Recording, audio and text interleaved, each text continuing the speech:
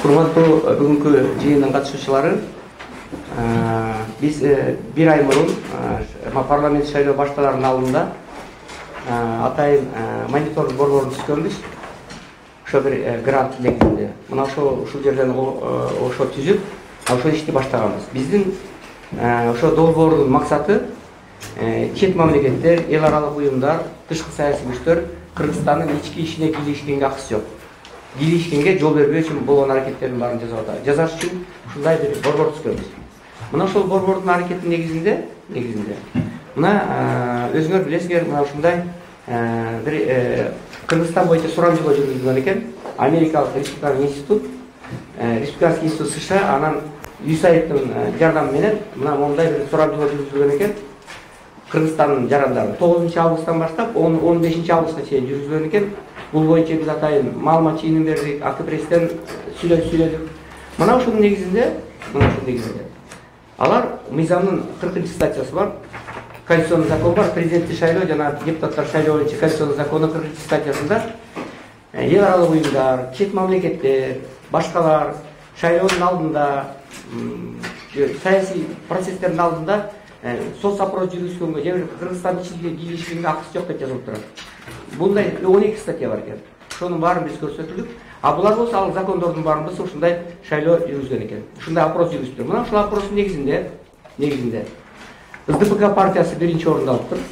Биринчи орунду алып атат. Мына СДПК партиясы. СДПК партиясы билесиңер, эки бөлүнүп кеткен. Эки партия азыр парламент шайлоо катышкан жок. Мурдагы СДПКнын жетекчиси азыр түрмөдө жатат. 11 жыл кесилип. Дагы соттор жүрүп атат. Экинчи орунда Ата Журт партиясы жүрүп атат. Ата Журт партиясында лидер катышкан жок, бир да шайлоого. Жок, дайында да жок. Ата Мекен партиясы жүрөт бул жерде, Республика партиясы жүрөт.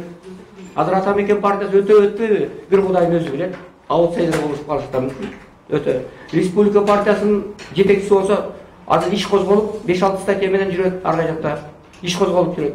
Ал Республика өтөбү, бир Кудайдын өзү билет. Ал эми анан Ак Жол партиясы жүрөт, 3% алат. Ак Жол 10 жыл мурун жоголуп кеткен.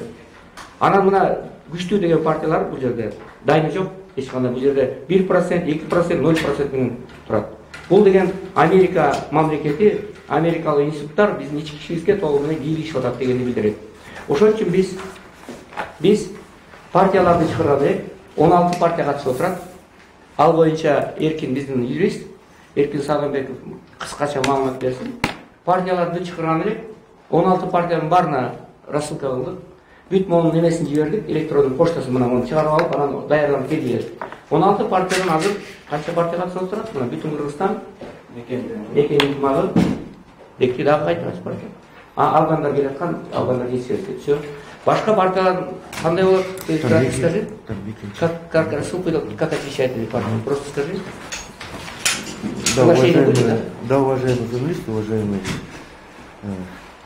представители политических партий, это всем была произведена рассылка на электронные почты, у кого есть, которые были опубликованы на сайте ЦИК, и на Фейсбуке есть странички каждой партии, вот у кого-то есть, у кого-то нет. Но мы сделали рассылку вот этого опроса жителей, это Кыргызстана. Ну вот. СДПК биринчи орунда. Бул эмне үчүн эл аралык уюмдар биздин ички ишибизге кийлешет? Эмне үчүн булар мындай кылат деп туруп, партиялар көтөрүп, мына облустар боюнча карайбыз. Мына Нарын облусу, Бишкектен, Чүй облусу, Ысыкөл облусу, бүт СДПК биринчи орунда. Ал 7 статья боюнча соттолуп атат лидери Атамбаев. Түрмөдө отурат. Киши өлтүргөн боюнча соттолуп атат. Башкалар боюнча соттолуп атат. Ошонун лидери азыр биринчи орунда. Мына американский правительство биринчи орунга коюп атат ошону. Бул эмне дегенди? Мына азыр партиялар айтыш керек ошолор боюнча. Партияларга эмнени карап отурат? Шайлоо менен аракет бар. Ну, эки партияга рахмат, Мекен ынтымагы менен бүтүн Кыргызстан убакытта келишти. А башкалар эмне булардын кайдыгер карабаш керек да? Кичине мындай биз мамлекетпизби өз алдынча? Биз суверендүү, эгемендүү мамлекетпиз. Бизге Америка мамлекети, USAID, эл аралык институттар кийлешкенге акысы жок бизге. Биз деген өзүнчө көз каранды эмес мамлекетпиз. Качанга чейин булар кийлешет биздин ишибизге? Эмне үчүн партиялар бул боюнча айтышпайт? Кеп ушундай жүрүп атат. Ошон үчүн азыр эксперттер чыгарып, партиялар чыгарып бир обсуждение кылды деген ушуну. Муну бир чейин, анан биз уже айттык. Муну тезинен кайра чыгыртып алыш керек.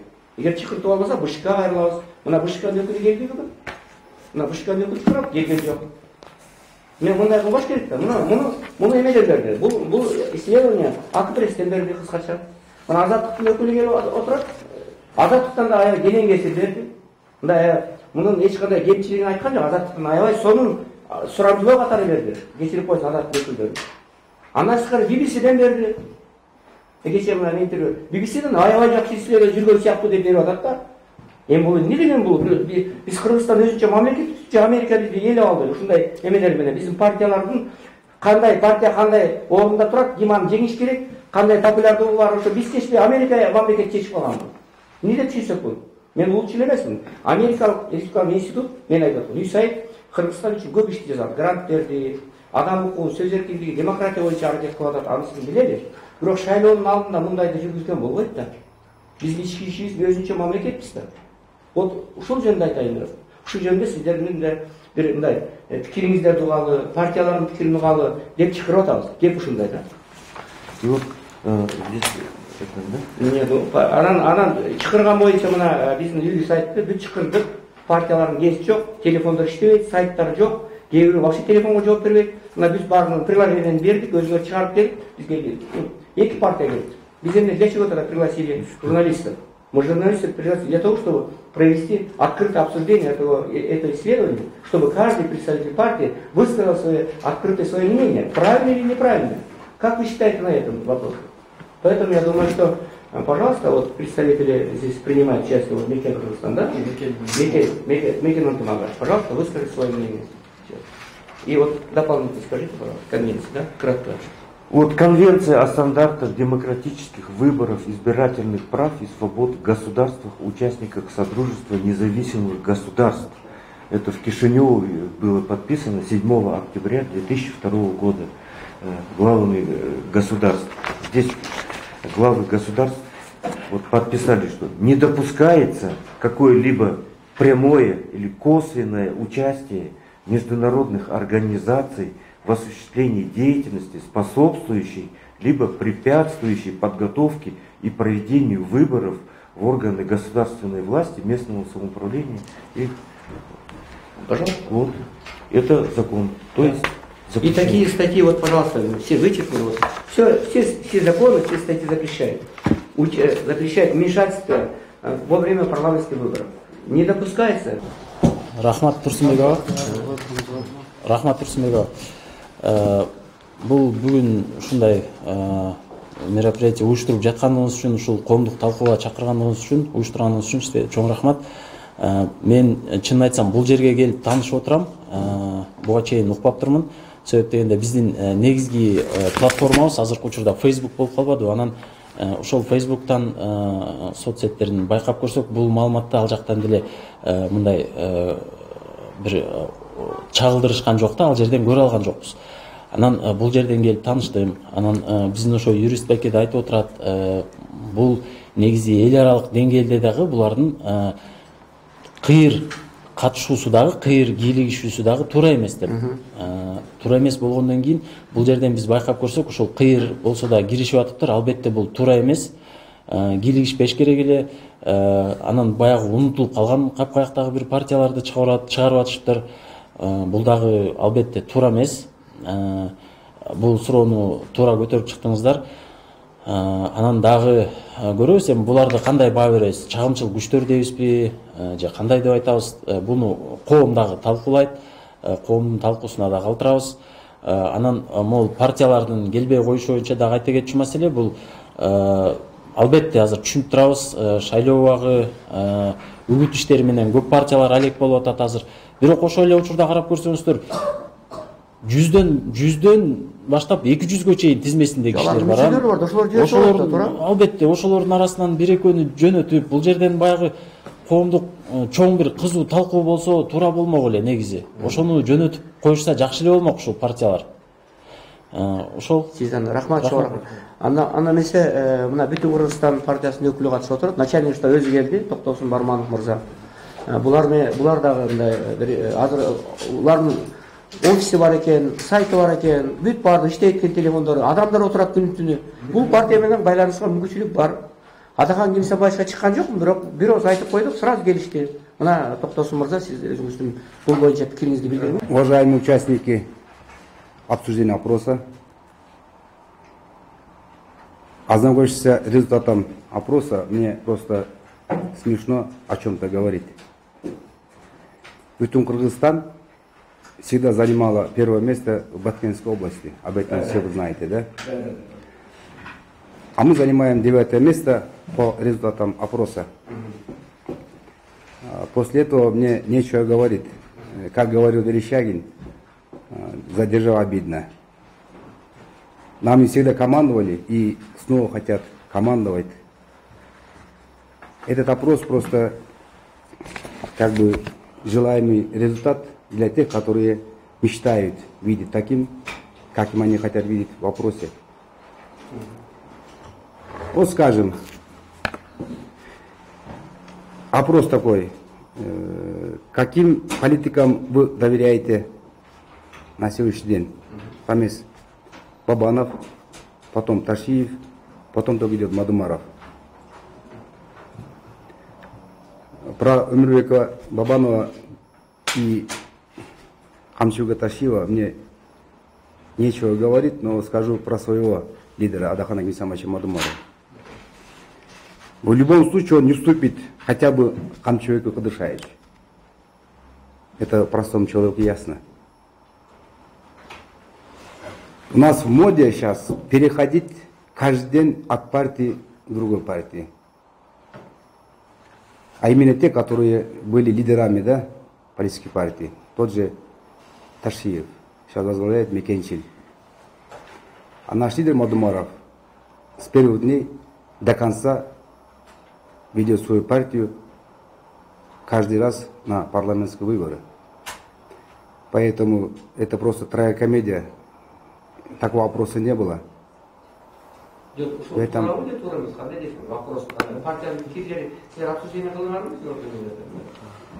Я еще раз повторюсь, это просто комедия. Понимаете, что они провели опрос у нас в республике. Этого и не было. Я же вам говорю, это результат, желаемый результат тех, которые хотят видеть таким нашу республику, сидя за океаном.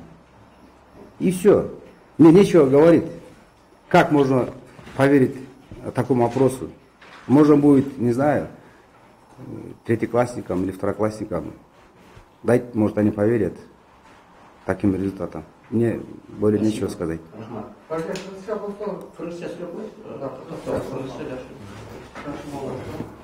Урматтуу бүгүнкү новул опросту талкуулоо үчүн келген партия активисттери бул опроско ишенүү, сурамжылоого ишенүү бул эмне деп коет, акылга сыйбаган нерсе. Биринчиден бир эле мисал келтирейин. Баткен областынан Бүтүн Кыргызстан партиясы бир да жолуп турган эмес. Бир да жолуп турган эмес. Бүгүнкү күндө СДПК партиясы 1-чи орунда экен, биз 9-чу орунда экенбиз. Бул эми тамашалай айтканда болбойт го. Тамашалай айтканда болбойт, уят. Муну Кыргызстанда баардыгы билет. Бул биринчиден, экинчиден мынау сурамжылоо бир мамлекеттин, бир күчтүн мындай кыялы да ушундай кылып көрсөк кандай болот, ушундай болуп калса кандай болот деп.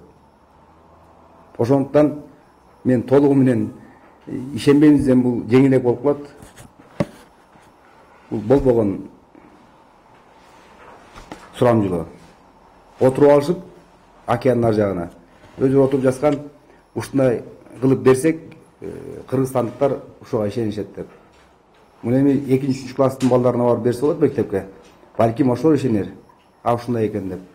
Эми Кудайга шүгүр бул жерде тургандардын баардыгы эле саясатты жакшы билген атуулдар. Ачык айтайын, мен уялып атам да, ушундай сурамжылоону бизге алдыбызга таштап коюп, анан талкуулап көрүшсүн деп. Мен айтар эчтемкем жок. Тогда я тоже, можно микрофон, пожалуйста, тоже дам такой разный. Насчет опроса хотел бы дать тоже информацию. На основании опроса ЮСАИД и Международный институт опросили 1223 человека. 1223 человека. Из них 70%, примерно 800 человек, являются их постоянным респондентом. Ну, или они оплачивают им какое-то финансовое средство, не знаю, но у них вот это 70% у них постоянные респонденты. Из прошлых соцопросов. Из них только 47%, вот сами пишут, 47% дали свои комментарии из респондентов. Ответили. Это получается около 500 человек из 1223 респондентов. Около 500 человек только ответили. Из них 70% постоянно их респонденты. Поэтому как можно около 500 человек делать соответствующие выводы, опросы, делать какое-то заключение о наших выборах, о рейтингах наших политиков? Правильно говорят это представители Бетон Кыргызстана? И другие, например. Насчет Мекен Ынтымага нету даже здесь. А Мекен Ынтымага принимает постоянно, даже не побеждает, но он последние 3-4 выбора постоянно принимает участие, занимает какой-то процент определенный. Ну, они же, в чем глаза тоже партия. Поэтому здесь около 500 человек решает нашу судьбу. Какой лидер, какая партия займет какое место. И некоторые сейчас политики, представители партии, например, которые занимают лидирующие позиции по этому респонденту, они приехали в какой-то регион и говорят, вот смотрите, говорят, опросы, особенно вот американские настроенные некоторые политики. Вот, пожалуйста, опросы, они с собой тащат эти опросы. На основании опросов, мы опросили всех граждан Кыргызстана, на основании этих опросов наша партия занимает лидирующее положение. Пожалуйста, голосуйте за нас. Люди же поверят же об этом. Ой, еще не поверили. На Кыргызстан знаете какой? 1223 киши сұраған екен. Ошоның 70% алардың туруктуу өкүлдөр экен, аларга акча төлөп. Алар эмне деген жыйынтыкта кааласа, алар ошондой жооп берген адамдар да. Алардын өзүнүн пикирлери жок. Ошол адамдар, америкалыктар кандай эмне жыйынтыкта кааласа, ошондой жооп беришет. Анын 47% катышкан мына. Бул жерге 47% катышып атат. 47% 400-дөн ашкан киши. 400-дөн ашкан киши Кыргызстандын тагдырын чечип, бул партия биринчи орунда экен, бул лидер биринчи орунда экен, башка лидерлер акыркы орунда экен деп, биздин Кыргызстандын тагдырын чечип, эми ушуну көтөрүп алып, лидерлер ар кайсы региондорго барып, мына биздин дүйнөлүк опростун негизинде биздин партия биринчи орунда алып атат. Бүтүн Кыргызстан ылдыйкы орунда экен. Же болбосо Мекен Ынтымагына салбагыла, же болбосо биримдик менен Мекеним Кыргызстан ошо дайыми жок алардын. Эл аны укпайт деген саясат жүргүзүп атат. Биз эми Америкага барып, Трамп менен Байдендин шайлоосуна Кыргызстан кийлигишсе эмне болот? Мына бир жолу Россия кийлигиштеп 5 жылдан бери эмне кылып атат? Трамп Конгрессча 5 жыл бою чатак кылып атат. Мына Россия хакердик атака кылды деп. Эми ошон үчүн инициатор бүгүнкү жыйналыштын идеянын эмеси мындай күнөөкөрү Талайбек Амантурович Жумадылов, наш эксперт именно по национальной безопасности. У нас член правления нашего Келечи Жол. Я думаю, что Талай Амантурович выскажет свое мнение по этому вопросу. Да? Да, не надо, да? Наш эксперт, да, спасибо. Микрофон. Уважаемые представители СМИ, уважаемые участники круглого стола. Орысша айтып қойшы, айтқан сөзім так болсын. Я хотел бы прежде всего выступить так перпендикулярно, то есть противовес высказанным мнениям. Я считаю, что вот тут представитель Бетон Кыргызстан назвал этот опрос смешным. Я считаю, что это неправильная оценка. Он, наоборот, этот вопрос, который требует самого серьезного и пристального внимания. Нельзя недооценивать возможности технологические, технические, организационные, финансовые тех, кто является заказчиками и действительными выгодоприобретателями этого опроса. USAID – это авторитетная международная организация. Она располагает достаточным количеством методологии, персонала, финансов для проведения опросов. Они во всем мире проводят эти опросы. Вопрос в том, что я как эксперт склонен оценить данный опрос как провокационный информационный вброс, преследующий далеко идущие цели. Основная цель этого опроса не в том, чтобы предоставить нашим избирателям, политическим партиям, обществу в целом объективные данные, а наоборот посеять сомнения то, что предстоящие выборы будут честными, беспристрастными и справедливыми. То есть в обществе умышленно, предвзято создается мнение, что 5 октября при подведении итогов будут не те результаты, которые отражены в вопросе. Соответственно, в любых выборах бывают победившие, бывают побежденные. И, естественно, побежденные будут недовольны. А это им дает основание для того, чтобы говорить, вот есть опрос, проведенный международной организацией, мы должны были получить такие-то проценты, а нам дали другие проценты. Я совершенно согласен с вашим утверждением о том, что есть регионы, к сожалению, наши многие партии строятся по региональному признаку, где абсолютно, как аксиома, определенные партии обладают подавляющим большинством. Будь то на севере республики, или будь то у каждого есть свой регион, где партия обладает неоспариваемым преимуществом. Вот именно вот в этих, они прекрасно знают, что в этом регионе будет другой результат, но они его умышленно искажают, для того, чтобы у людей было основание к недовольству. Это очень плохо, это очень серьезные вещи. К сожалению, лидеры партии не уделили этому опросу внимания, но это очень тревожный сигнал. Следует вообще объективности ради, надо отметить, что ведущие геополитические игроки, Россия, Китай, коллективный Запад, США, они безусловно вмешиваются и будут вмешиваться в наши выборные процессы, преследуя свои геополитические цели. При этом они будут использовать весь арсенал сил и средств, как гласных, так и негласных, то есть так и финансовые ресурсы и прочее. Это один из инструментариев. К сожалению, я должен сказать, что на эту, скажем так, на информационный сброс на современном языке сленга молодежи это фейк. На него нужно реагировать адекватно и говорить. Я просто удивляюсь, почему партии не воспользовались этим поводом для того, чтобы сказать, что это не так. Потому что это же касается прежде всего вас, ваших интересов. И я думаю, что на данный опрос, на фейковую, должно отреагировать прежде всего и уполномоченный орган в сфере подготовки и проведения честных выборов, то есть Центральная избирательная комиссия. Потому что следует ожидать, что если уж авторитетная международная организация такими вещами занимается, то надо предполагать, прогнозировать, что чем ближе к развязке, чем ближе к 4 октября, тем волна этой информации, она будет нарастать.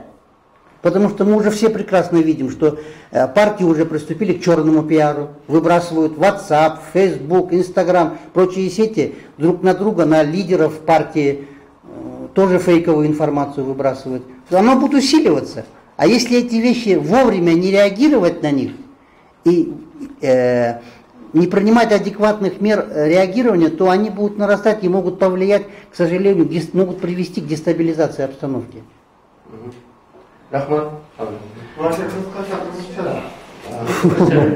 Микрофон рассталик, мен içine hoş koysam olur. Представитель партии. Чоң базарды шығарамыз, мақсат өзіне алған, чоң базар келген жоқ, алардың өзін алып кетеді. Дегеннен кетіш керек. Мыналардың позициясы. Саламатсыздар, биз мекен ынтымағының өкілдері болобуз. Байке туура айтып кетти. Негизи мен ошону баса бергилеп айтып кетейин дегем. Бул социал-демократтарды четтеги күчтөр туура түшүнүп турушат. Эң оппозиционный партия экенин түшүнүп турат. Анан кийин атайын ушундай ыргытып атышат. Биринчи месте ушундай болуш керек, экинчи месте ушундай болуш керек деп. Кийин выбор бүткөндөн кийин мына бизде результат башкача болду. Бул мындай айтканда масло в огонь подливает. Ошого мен чакырып кетет элем да, тынччылыкты биз сакташыбыз керек ар дайым. Кыргыздарда бир жакшы сөз бар да, ханды кул десең күлүп коет дейт, кулду кул десең чычалайт дейт. Эми бунун результатына биз чычалаштын кажети жок деп ойлойм да.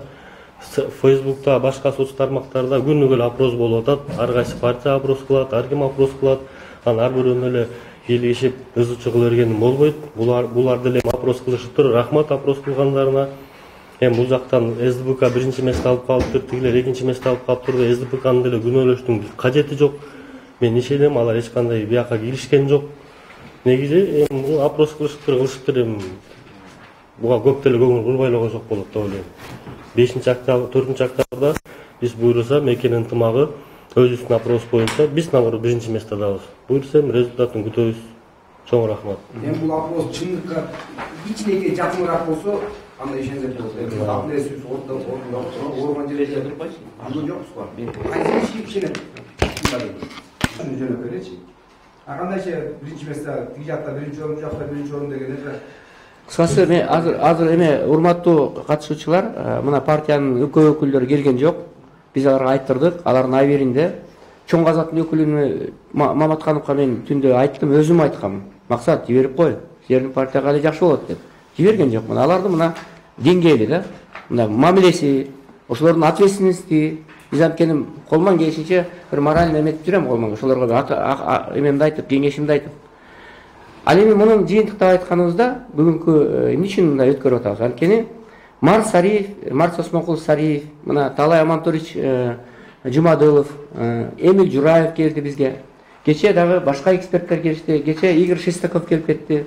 Мына Зайнин Карпешевди чыгарып атабыз. Ошо Сариевдин айтканы боюнча 4-октябрь 2020-жылы 100% дейт. Анын айтканы 100% бизде Беларусь окуясы болот дейт. Бизде Майдан сыяктуу толкундуу сөз болот дейт. Мен ага айттым, Марс Осмонкулов, мен ага ишене албайм. Бизде андай болот, биз Белоруссия Европада турат. Биз Азияда турабыз. Аякта 26 жылдан бери бир президент башкарып келатат. Бизде болсо президент ар бир 6 жылдан бери уже традиция алмашып атат. Андай болбойт деп мен каршы болуп атам. Бирок ал айтып атат, сөзсүз түрдө ошондой болот. Бирок бир чети бир негиз бар. Азыр өзүңөр билесиңер, кээ партиялар бар. Өтө турган такыр шансы жок. НПОлор кирген ага. Башка бирге мына Америка жардам берип атат. Ошолор менен кызматташып атат. Ошолор 4-октябрда чыгат дагы өтпөй калгандан кийин азыр Белоруссияны дагы окуяны кайталаганга колдон келген аракеттердин баарын көрүп атышат. Алар эптеп көчөгө чыгат, бана өтпөй калган партиялардын баары аларды колдойт. Анткени 16 партия, 6 партия өтсө 10 партия, эмеспи? Анан чыгат. Анан ушу Кыргызстанды бир толкундантып, мына азыр бир НПО уже эл аралык уюмдарга кайрылып атат. Азыртадан дейт, 4-октябрда боло турган парламент шайлоону эч кандай тааныбагыла. Парламенттик шайлоо бизде таза өтпөйт. Бүт баардыгы бурмаланат деп айтып атат. Эми кандай түшүнсөк болот? Еще шайлоо өтө элек. 4-октябрь боло элек, итогу боло элек. Бирок биздин НПО кайрылып атат эл аралык уюмдарга. Ошон үчүн мен ойлойм, урматтуу журналисттер, бул жакшылык алып барбайт. Бизде тынчтык керек. Биз өзүбүздүн тагдырыбызды өзүбүз чечишибиз керек. Шайлоону Кыргызстандын шайлоочулары чечет. Бүтүн Кыргызстан шайлайбы, биримдиги шайлайбы, мекенди шайлайбы, ынтымагынбы же мекенин Кыргызстан шайлайбы, же эме тиги чоң казак шайлайбы, Кыргызстандын шайлоочулары чечет. Америкалыктар чечпейт. Чет мамлекеттен туруп алып тиги Белоруссияда майдан кылганга алардын акысы жок. Биз Кыргызстандын шайлоочулары жарандары өзүбүздүн өлкөбүздүн тынчтыгын өзүбүз ойлошубуз керек. Ошон үчүн мен ойлойм, мындай чет мамлекеттин кийлигишүүсү мына иним айтып атат, мындай опросторго көп маани бербей эле коюш керек деп. Кандай маани бербейсиң, иним? Маани бербей кое албайсың да. Эгерде ушунун баардыгын жүргүзүп атса, одоно кийлигишип атса, мыйзам жол бербесе, бул жөнөкөй эле опрос эмес, бул силер жүргүзгөн же мекенин ынтымагы жүргүзгөн. Бул американский мамлекети агентство жүргүзгөн опрос. Бул аябай чоң акча кеткен буга. Мунун республикалык институт США, аякта республикалык партия бар, анан демократический партия бар. Ошо республикалык партиянын научный борбору жүргүзүп атат. Американын республикалык институттун илимий борбору жүргүзүп атат. Биз буга баа бербей кое албайбыз. Бул деген Кыргызстандын ички ишине одоно кийлигиши болуп эсептелет. Ошон үчүн мен ойлойм, 4-октябрда шайлоону татынакай өткөрүп, стабилдик болуп, честный, справедливый шайлоо болсо эч ким көчөгө чыкпаш керек. Эч ким мондай толкундоого бара албайт. Эгерде справедливый болбосо, бурмалоо болсо, калыстык болбосо, ички ишине бийлик кийлигишсе же башка болсо, ал башка маселе. Ошон үчүн биз бүгүнкү максатыбыз ушу шайлоону таза өткөрүү, справедливый болуу, башка мамлекеттер биздин ичибизге кийлигишпесин, анан 4-октябрда таза өткөрүп, өлкөбүздө бейбилдик болсун дегенди алдын алып атабыз да.